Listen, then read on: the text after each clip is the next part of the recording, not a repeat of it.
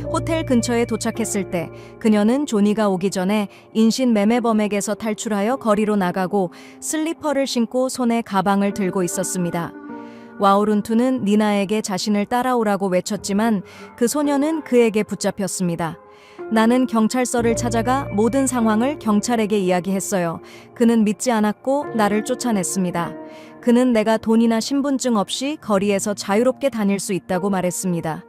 절망감에 빠진 나는 거리에서 2명의 경찰을 또 찾아봤지만 똑같이 대우받았습니다. 라고 그녀가 말했습니다. 그래서 나는 인도네시아 영사관에 도움을 요청하러 갔습니다. 그곳에는 긴급 상황에서 도움을 필요로 하는 사람들을 위한 방이 있다는 걸 알고 있었거든요. 하지만 그들도 저를 도와주지 않았습니다. 놀라움과 분노에 빠져 그녀는 무엇을 해야 할지 몰랐습니다. 여름에 미국에 도착했지만 이제는 겨울이 되었고 매우 추웠습니다. 와우룬투는 스태튼 아일랜드 페리 선착장, 뉴욕 지하철, 타임스퀘어에서 노숙하며 지냈습니다. 나는 구걸해야 했습니다. 누군가 내 이야기를 들어줄 때마다 내 이야기를 하며 근처에 많은 여성들이 갇혀 있고 도움이 필요하다는 것을 알렸습니다. 라고 와우룬투는 회상했습니다. 어느 날 윌리엄스버그의 그랜드 페리 공원에서 에디라는 남자를 만났습니다. 그는 나에게 음식을 가져다 주었습니다. 그는 오하이오에서 온 선원으로 휴가를 보내고 있었고 내 이야기를 듣고 내일 점심에 다시 오세요 라고 말했습니다. 약속대로 에디가 와서 ABI와 몇 군데에 전화를 했다고 말했습니다. FBI는 지역 경찰과 연락을 했고 2사람은 경찰서에 가서 신고를 했습니다. 에디는 나를 그곳으로 데려갔고 2명의 탐정이 내게 많은 질문을 했습니다. 나는 내가 일했던 유흥업소의 주소와 그곳에서 일할 때 받은 성냥갑을 적어둔 일기장을 보여주었습니다. 그들은 내가 말한 내용을 확인하기 위해 항공사와 세관에 전화를 했습니다. 라고 와우룬투는 말했습니다. 진술을 마친 후 그들은 그녀를 경찰차에 태우고 당신의 친구를 데리러 가는 중입니다. 라고 말하며 브루클린의 유흥업소로 데려갔습니다. 영화의 한 장면처럼 TV에서 영화를 보는 대신 그녀는 자동차 창문 밖을 바라보고 있었습니다. 유흥업소 밖에는 많은 경찰이 노숙자처럼 변장하고 있었습니다. 와우룬투는 한 경찰이 장바구니를 밀고 있는 척하는 것도 기억하고 있습니다. 또한 근처에 숨어있는 저격수와 함께 무장 경찰도 있었습니다. 지금 생각해보면 흥미롭지만 그때는 매우 긴장했어요. 경찰이 그날 밤 그 건물에 들어가 아무것도 찾지 못하면 그들은 내가 거짓말을 하고 있다고 생각하고 나를 감옥에 보낼 거라고 두려웠습니다. 라고 와우룬투가 말했습니다. 한 경찰이 손님인 척 유흥업소의 초인종을 눌렀습니다. 조니가 입구에 나타났습니다. 몇 분간 경찰과 이야기를 나눈 후 그는 철망이 달린 문을 열었습니다. 즉시 그는 다시 안으로 들어가라는 명령을 받았습니다. 순간적으로 모든 경찰이 뒤따라 들어갔습니다. 총소리는 들리지 않았습니다. 1시간이 지나고 그들은 그녀에게 차에서 나와 건물 쪽으로 가라고 말했습니다. 그들은 창문을 가린 종이를 치우고 와우룬투가 내부를 볼 수 있도록 구멍을 뚫었습니다. 그녀는 조니와 여러 소녀들, 그중에 니나도 있는 것을 보았습니다. 여성들이 건물에서 나오면서 수건만 두르고 있는 모습을 보았을 때 와우룬투는 극도의 기쁨을 느꼈습니다. 아이를 낳는 것은 기적이지만 친구들이 자유롭게 되는 순간과는 비교할 수 없습니다. 그들은 경찰차의 깜빡이는 불빛 아래에서 기쁘게 춤추고 소리쳤습니다. 조니는 그와 함께 붙잡힌 2명과 함께 유죄 판결을 받았습니다. 와우룬투는 다시 정상적인 생활로 돌아가기 위해 여전히 도움이 필요했습니다. FBI는 그녀를 인신매매 및 폭력 범죄 피해자를 돕는 안전지평선 Safe Horizon이라는 기관과 연결해 주었습니다. 그들은 와우룬투가 미국에 합법적으로 체류할 수 있도록 도와주었고 거주지와 일자리를 찾는 데 도움을 주었습니다. 나는 인도네시아로 돌아갈 수 있었지만 FBI는 내가 인신매매범에 대해 증언해 주기를 원했고 나는 그들이 감옥에 가기를 원했습니다. 이 사건을 끝내는데 몇 년이 걸렸습니다. 라고 와우룬투는 회상했습니다. 인도네시아에서 인신매매범들은 그녀의 어머니 집까지 찾아갔습니다. 그녀의 어머니와 여동생은 도망쳐야 했습니다. 그들은 그녀를 오랫동안 찾았습니다. 그녀의 안전을 보장하기 위해 미국 정부와 안전지평선은 2004년에 2 모녀가 미국에서 재회할 수 있도록 도와주었습니다. 정부의 도움 덕분에 나는 2010년에 영주권을 받았습니다. 그때 그들은 내게 안전을 보장하기 위해 이름을 바꿀 수 있다고 했습니다. 하지만 나는 샨드라 와오룬투라는 이름을 유지하기로 결정했습니다. 아무리 힘들어도 그것은 내 이름이니까요. 인신매매범들이 내게서 많은 것을 빼앗았는데 왜 내가 마지막까지 내 이름까지 그들에게 줄 필요가 있겠습니까? 인신매매범의 손에서 탈출한 몇 년 후 와오룬투는 관절 통증과 무감각을 느끼기 시작했습니다. 그녀는 피부 질환과 편두통도 앓고 있었습니다. 여러 번의 검사를 받은 후 의사는 그녀가 겪은 일로 인해 심리적 외상을 입었다고 결론을 내렸습니다. 15년이 지났지만 여전히 불면증이 있습니다. 남자와 성관계를 가질 수 없습니다. 매주 치료사와 만나고 한 달에 한 번 정신과 의사를 만나 우울증 약을 처방받습니다. 나는 여전히 과거에 대한 강박관념이 있습니다. 술 냄새는 나를 구토하게 만듭니다. 인신매매범들이 사용하던 전화벨 소리를 들으면 다리가 무릎이 풀립니다. 군중 속의 몇몇 얼굴들은 인신매매범을 떠올리게 합니다. 라고 와오룬투는 말했습니다. 그런 순간마다 그녀는 진정하기 위해 손가락으로 손가락에 있는 반지를 만지작거립니다. 그녀는 손목에 고무줄을 차고 있으며 스카프를 두릅니다. 불안할 때마다 그녀는 손으로 고무줄을 잡아당기거나 스카프를 비틀어 잡습니다. 행복은 항상 저를 피했습니다. 하지만 저는 과거의 트라우마에 대처할 방법을 찾았습니다. 저는 합창단에서 노래하는 것을 좋아합니다. 자녀를 키우는 것도 제 상처를 치유하는 방법 중 하나입니다. 제 딸은 이제 청소년이 되었고 9살 아들도 있습니다. 라고 와오룬투가 말했습니다. 저는 다른 인신매매 피해자들을 돕기 위해 할 수 있는 모든 일을 하기로 결심했습니다. 저는 생존자들이 공동체에 재통합하고 일자리를 구할 수 있도록 돕기 위해 멘탈이라는 단체를 설립했습니다. 그들은 여전히 미국을 약속의 땅으로 생각하는 사람들에게 이곳에 올 때의 위험에 대해 인식을 높이기 위해 노력하고 있습니다. 매년 17,000명에서 19,000명이 미국으로 팔려갑니다. 작년 멘타리는 이 문제에 대한 교육 만화를 인도네시아어로 출판했으며 가난한 인도네시아 사람들을 위해 닭과 곡물을 제공하여 그들이 기르고 판매하여 돈을 벌 수 있도록 돕고 인신매매범에게 팔리는 것을 방지하려고 노력했습니다. 하지만 모든 피해자가 가난한 것은 아닙니다. 저처럼 대학 학위를 가진 사람도 있습니다. 저는 필리핀에서 온 의사와 교사를 도와준 적도 있습니다. 남성 피해자도 돕고 있으며 그 중에는 65세 남성도 포함되어 있습니다. 라고 와오룬투는 말했습니다. 그녀는 교회, 학교 및 정부 기관에서 연설하며 청중에게 자신의 이야기를 전했습니다. 첫 번째 연설이 끝난 후 인도네시아 영사관은 와오룬투를 만나기 위해 사람을 보냈습니다. 그들은 사과하지 않고 영사관이 자신을 도와주지 않았다고 한 발언을 철회할 것을 요구했습니다. 하지만 유감스럽게도 이미 늦었습니다. 모든 사람이 다 알고 있습니다. 저는 진실을 바꿀 수 없습니다.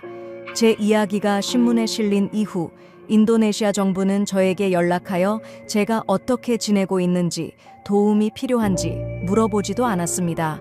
라고 와오룬투는 말했습니다. 그녀는 지역 사회단체 외에도 멕시코 정부와도 협력하고 있습니다. 작년 와오룬투는 미국 상원에서 증언했습니다.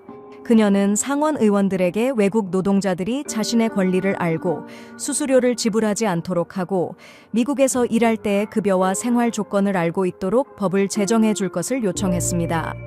이후 몇 가지 법이 변경되어 외국 인재 채용 회사는 활동을 시작하기 전에 노동부에 등록해야 합니다. 국가 생존자 네트워크를 대표하여 그녀는 상원의 인신매매 피해자들이 정책 구축에 영향을 줄 수 있는 자리에 있도록 해줄 것을 설득하고 있습니다. 인신매매 피해자 권한 부여 법은 그것을 가능하게 했습니다. 2015년 12월 와오룬투는 이 법의 자문위원회에 초대되었습니다. 그들은 2016년 1월 백악관에서 첫 회의를 가졌습니다. 행복은 항상 저를 피해갔습니다. 하지만 저는 과거의 트라우마에 대처할 방법을 찾았습니다. 저는 합창단에서 노래하는 것을 좋아합니다. 자녀를 기르는 것도 상처를 치유하는 방법 중 하나입니다. 제 딸은 이제 10대가 되었고 아들은 9세입니다. 라고 와오룬투가 말했습니다. 저는 인신매매의 다른 피해자들을 돕기 위해 할 수 있는 모든 일을 하기로 결심했습니다. 저는 살아남은 피해자들이 지역사회에 재통합되고 일자리를 찾을 수 있도록 도와주는 멘탈이라는 조직을 설립했습니다. 그들은 여전히 미국을 약속의 땅으로 여기는 사람들에게 여기 오는 데 따르는 위험에 대해 인식을 높이기 위해 노력하고 있습니다. 매년 17,000명에서 19,000명의 사람들이 미국으로 팔려갑니다. 지난해 멘탈이는 인도네시아어로 이 문제에 대한 교육용 만화를 출판했으며 인도네시아의 가난한 사람들에게 닭과 쌀을 제공하여 그들이 가축을 기르고 판매해 인신 매매범에게 팔리지 않도록 도왔습니다. 그러나 모든 피해자가 가난한 것은 아닙니다. 저와 같은 대학 졸업자도 있습니다. 저는 필리핀에서 온 의사와 교사를 도와준 적도 있습니다. 남성 피해자들도 도와주고 있습니다.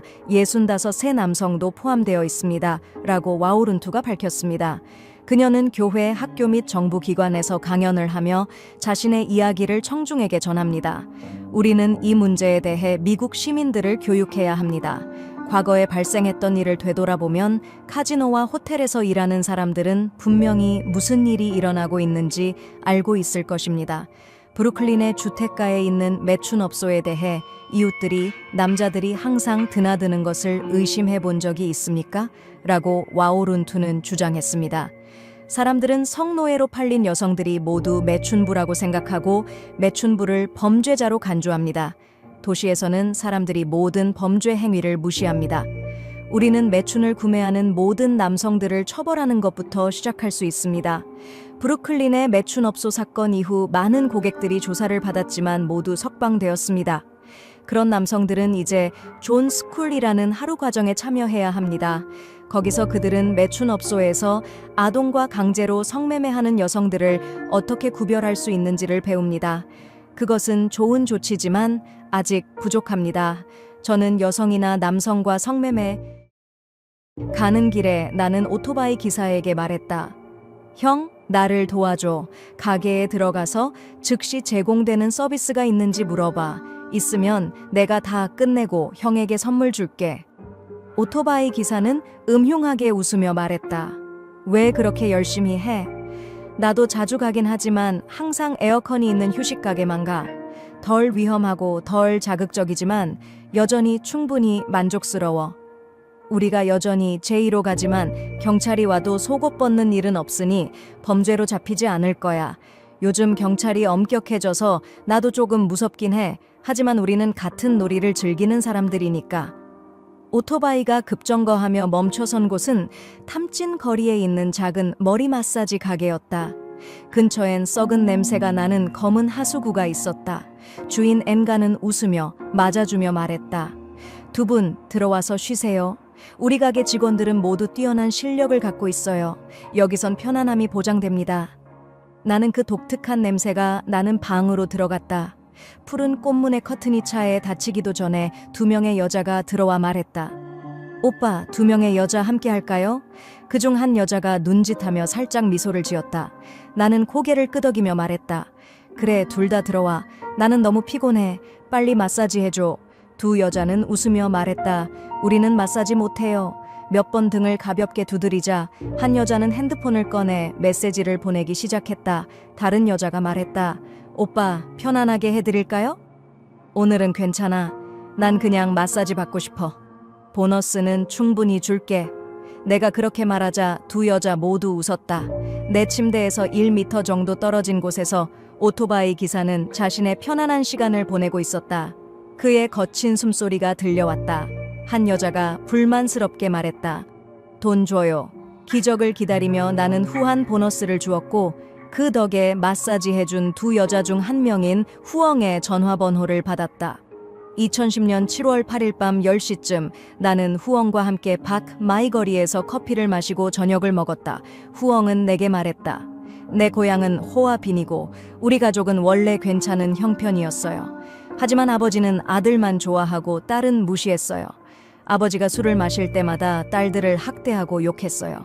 내 큰언니가 17살이 되었을 때 그녀는 친구들과 함께 하노이로 일을 하러 갔어요. 처음엔 그녀가 우리 가족에게 하이하 사탕 공장에서 일한다고 말했어요. 언니가 고향에 돌아올 때마다 우리 둘째 동생과 나는 언니가 사온 옷과 화장품에 감동했어요. 우리는 자랄 때 언니처럼 사탕 공장에서 일하는 꿈을 꾸었어요. 하지만 언니는 그 말이 나올 때마다 슬픈 눈빛을 보였어요. 차를 한 모금 마시며 눈물을 닦고 후엉은 계속해서 말했다. 거의 2년이 지나서야 이웃 언니에게서 언니가 실제로 사탕 공장에서 일하지 않는다는 걸 알았어요. 언니는 추옹마이 지역 슈안마이 마을의 스피드 서비스 가게에서 일하고 있었어요. 처음엔 믿지 않았지만 언니가 변한 모습을 보며 사실을 깨달았어요.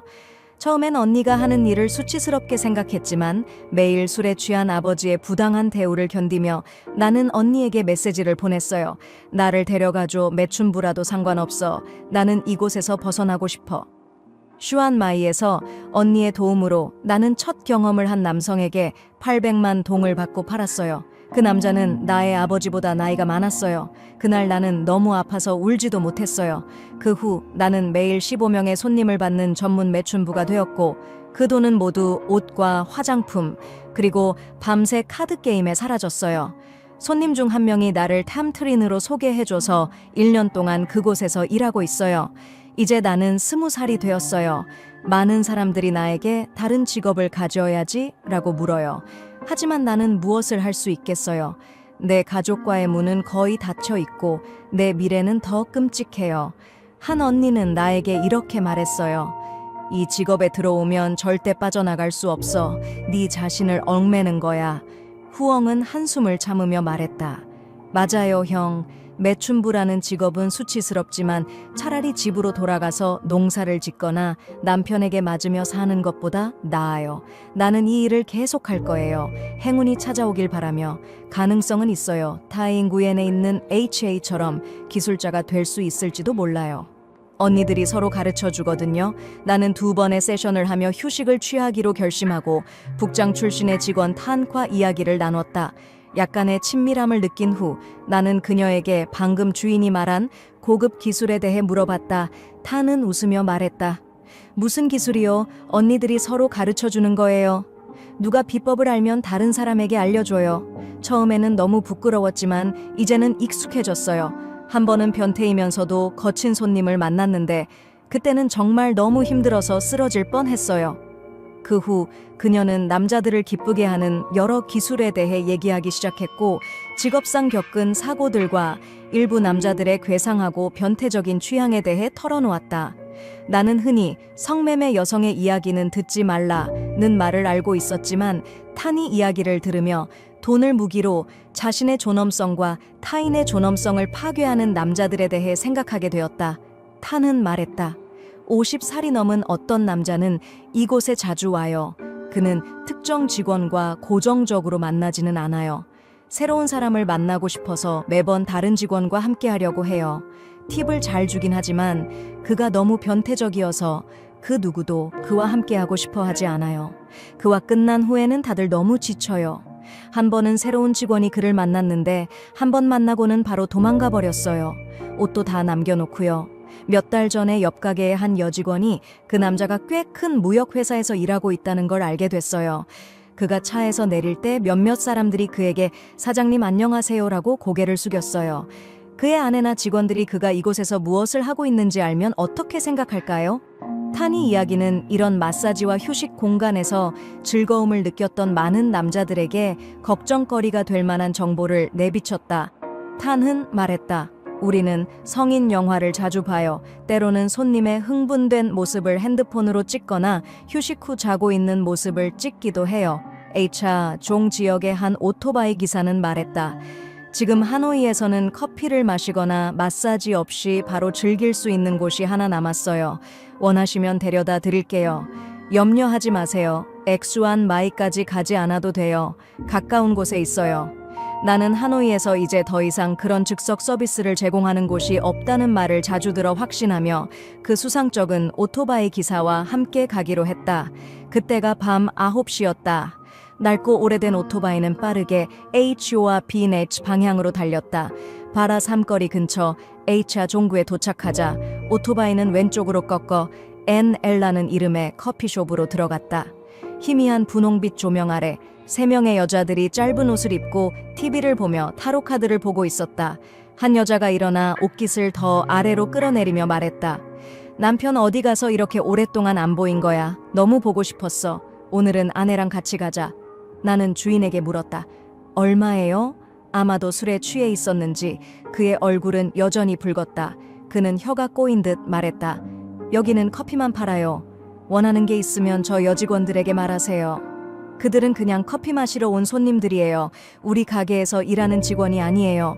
그 커피숍은 마치 버려진 집처럼 낡고 더러웠다. 한 여자가 내 팔을 잡아당기며 말했다.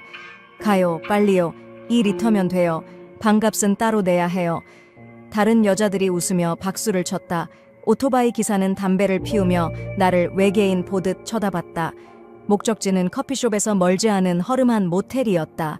모텔 주인은 손님을 쳐다보지도 않고 큰 소리로 말했다. 2층으로 가세요. 빈 방에 들어가세요.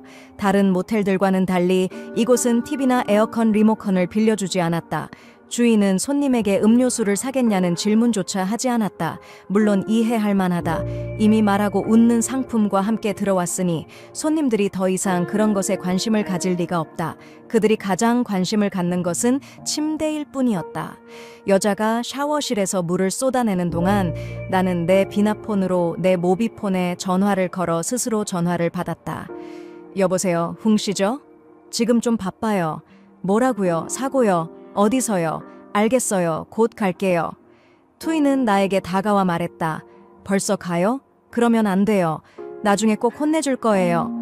나는 그녀의 손에 10만 동을 쥐어주고 급히 집을 나서는 척하며 모텔을 떠났다. 여러분 안녕하세요. 오늘도 블로그 이야기의 시간이 끝나가고 있습니다. 여러분의 소중한 의견을 댓글로 남겨주시면 감사하겠습니다. 프로그램을 좋아하신다면 좋아요, 공유, 그리고 채널 구독을 눌러주셔서 새로운 영상 알림을 받아보세요. 그럼 다음 프로그램에서 여러분을 다시 만나기를 기대하며 안녕히 계세요. 2016년 11월 29일 호기심과 남성 동성애 성매매의 은밀한 세계를 탐험하려는 결단력을 가지고 나는 불스파에서 우연히 알게 된 A와의 만남을 주선했다. 연락하기 위해 애를 썼지만 그는 이렇게 말했다. 요즘 고객들이 너무 어려워서 주인이 시간을 엄격히 관리해 나가기가 쉽지 않아. 희 안내에 따라 나는 H가 마사지 직원으로 일하고 있는 엔곳 칸 거리에 있는 AM 스파를 찾아갔다. AM 스파는 작은 골목 안에 위치해 있어 찾기가 조금 어려웠다. 외관은 꽤 간단하게 장식되어 있고 단골 손님이 아니면 지나가는 사람들도 거의 관심을 두지 않을 것이다. 접수처 문을 열고 들어가자 하얀 피부의 뚱뚱한 남자가 남부 사투리로 나를 반갑게 맞이하며 말했다. 어떤 여자를 원하시나요? 아니면 모든 직원의 얼굴을 보여드릴까요? 나는 머뭇거리다가 A의 이름을 말했다. 잠시 후 H라는 남자가 나와 방 3으로 안내해 주었다. 이 스패는 4개의 마사지 방이 있으며 각 방은 약 10제곱미터 정도의 크기이다. 마사지 방은 아주 간단하게 장식되어 있고 1m 정도의 폭이 있는 싱글 침대에 다크블루 체크 패턴의 시트가 깔려 있으며 갈색 수납장이 옆에 있고 벽걸이 선풍기와 핑크색 밤 전구, 손님이 샤워할 때 쓸 오렌지색 수건 몇 개만이 방에 남아 있었다. 나는 A에게 피로를 풀어달라고 요청했고 편안한 서비스를 다음에 받겠다고 하자 그는 내가 침대에 엎드려서 옷을 모두 벗으라고 했다. 헤이 두 손은 내 몸을 부드럽게 주물러주며 마치 춤을 추듯이 움직였다. 가끔 A의 손이 내 몸의 민감한 부위에 닿을 때면 나는 깜짝 놀랐다.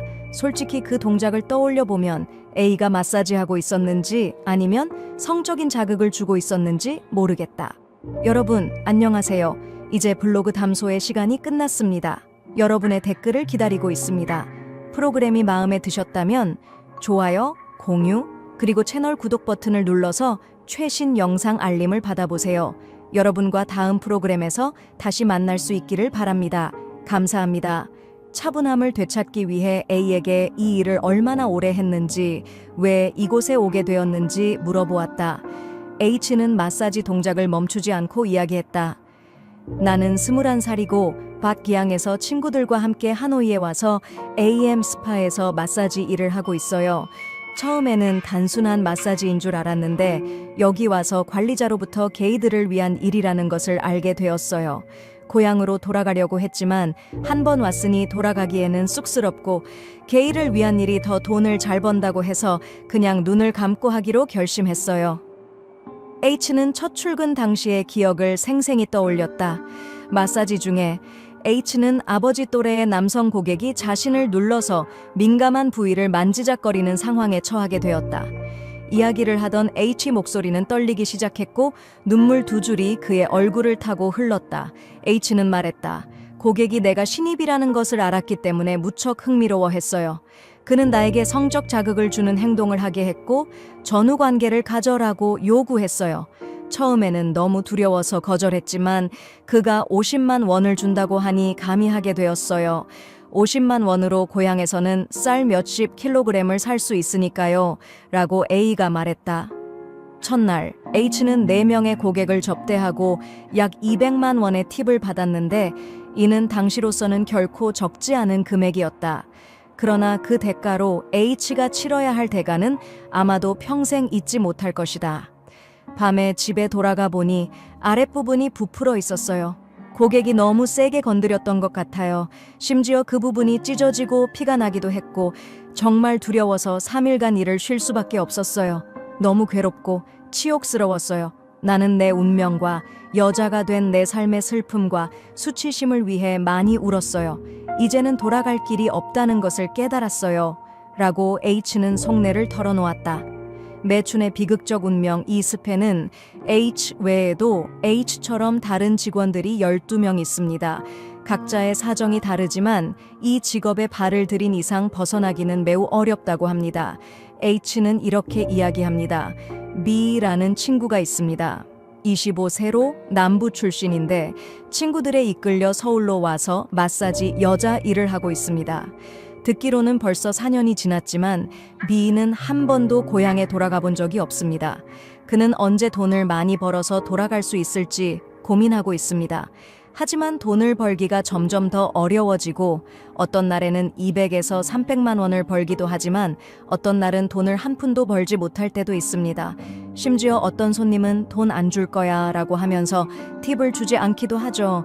그래서 그 친구는 실망하며 마약에 빠졌습니다. 지금은 마치 좀비처럼 보입니다. H는 안타까워합니다. B처럼 오랫동안 여자 일을 해온 K도 있습니다. 30세 호화빈 출신. K는 직업이 없던 때 친구의 권유로 5년 전부터 이 길로 들어섰습니다. 외모가 매력적이어서 많은 손님들의 요청을 받습니다. 쉽게 벌 수 있는 돈에 과소비하다 보니 K는 나이가 들어서 고향으로 돌아가려고 해도 남는 돈이 없습니다. AM 스파에서의 근무 시간은 전고 12시부터 밤 11시까지로 직원들은 월급이 없고 주로 고객의 팁으로 수입을 얻습니다. 돈을 벌고 싶다면 고객을 만족시켜야 하며 심지어 고객과 성관계를 해야 하는 경우도 있습니다. 스파 입장료는 18만 원이고 직원은 고객에게 30분 이상 마사지해야 하며 나머지 30분은 고객을 자극하는 시간이 됩니다. H는 손님과의 특별한 관계를 원할 경우 수건을 덮지 않고 성관계를 하기도 한다고 합니다. 위험이 도사리고 있다. H는 과거 AM 스파가 동성애자들에게 천국으로 여겨졌다고 말합니다. 그러나 최근 몇 년 동안 서울에는 동성애 남성을 위한 스파가 여러 곳 생겨났습니다. 이들 새로운 시설들은 AM 스파보다 더 나은 환경과 서비스, 아름다운 직원들을 보유하고 있어 많은 고객들이 새로운 천국을 찾게 됩니다. 이로 인해 AM 스파는 고객을 잃고 있으며 직원들은 더욱 고객의 요구를 충족시키기 위해 노력해야 합니다. 그들은 고객의 변태적인 선욕을 충족시키기 위해 위험한 행동도 감수해야 합니다. 이것이 성병이 확산되는 주요 원인 중 하나입니다. 최근 M은 AIB 양성 판정을 받고 일을 그만두었습니다. 이전에도 C가 이곳에서 성병을 치료하기 위해 비밀리에 퇴사했습니다. 직원들은 이제 매우 불안해하고 있으며 만약 퇴사한다면 무엇을 해야 할지 모릅니다. H는 조용히 눈물을 닦으며 여기 있는 모두가 조금이라도 돈을 모아 직업을 배워야 한다고 다짐하고 있습니다. 그래야 나중에 정상적인 삶을 살 수 있죠. 라고 말했습니다. Ek Hwa, 그의 친구들이 스스로의 미래를 찾을 수 있기를 바랍니다. 시급히 시행해야 할 해결책들, 동성애자와 동성매춘 문제는 지금에야 사회와 당국의 관심을 받는 것이 아닙니다. 하지만 동성애의 특성으로 인해 해소하기가 매우 어렵습니다. 보건부는 동성매춘을 고위험군으로 분류하고 있으며 해소를 위한 조치를 시행하는 것은 정책적으로 중요한 진전을 의미합니다. 사회는 그들을 차별하거나 금지해서는 안 됩니다. 그들은 외적인 모습과 다른 성 정체성을 지니고 있으며 정체성을 숨기고 살아가는 것만으로도 큰 불행입니다. 그들을 더 한층 불행하게 만들어서는 안 됩니다.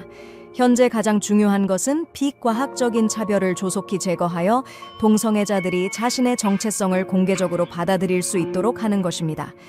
그렇게 해야만 동성매춘의 수요를 줄이고 사회에서 동성매춘을 근절할 수 있습니다.